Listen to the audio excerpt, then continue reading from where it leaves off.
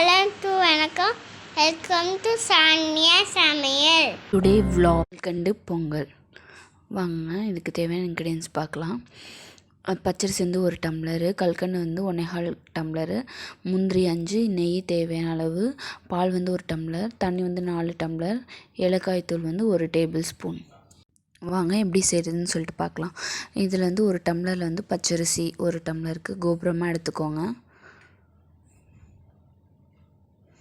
இப்போ வந்து இதை வந்து 20 நிமிஷத்துலேருந்து அரை மணி நேரம் ஊற வச்சுக்கலாம். ஸோ நல்லா வாஷ் பண்ணிவிட்டு ஊற வச்சுக்கோங்க. நம்ம அதுக்குள்ளே கல்கண்டு வந்து எடுத்துக்கலாம். 1 டம்ளருக்கு வந்து 1.25 டம்ளர் கல்கண்டு எடுத்துக்கலாம். கோபுரமாகவும் எடுத்துக்கோங்க, தலையை தட்டியும் எடுத்துக்கோங்க. கரெக்டாக இருக்கும் ஸ்வீட்டு. 1.25 டம்ளர், 1 டம்ளர் அரிசிக்கு 1.25 டம்ளர் கல்கண்டு கரெக்டாக இருக்கும். அடுத்து நம்ம வந்து இப்போ வந்து இதை பவுடர் பண்ணிக்கணும். ஸோ பவுடர் பண்ணிவிட்டு காட்டுறேன்.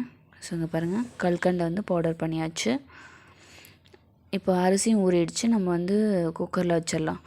1 டம்ளர் அரிசிக்கு 5 டம்ளர் தண்ணி ஊற்றணும். நான் 1 டம்ளர் பாலும் 4 டம்ளர் தண்ணியும் எடுத்துக்கிறேன். லைட்டாக 2 கல் உப்பு ஆட் பண்ணிக்கோங்க.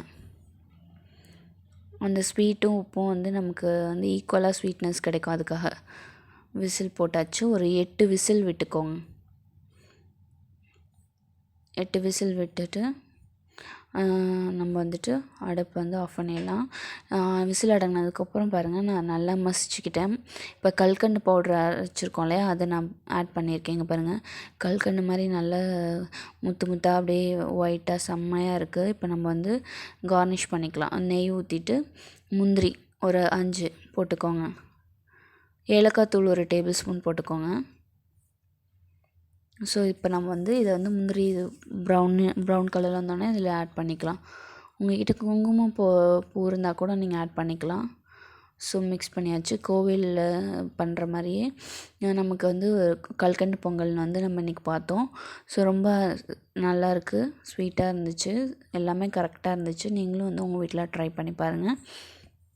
லைக் பண்ணுங்கள், ஷேர் பண்ணுங்கள், மறக்காமல் சப்ஸ்கிரைப் பண்ணுங்கள்.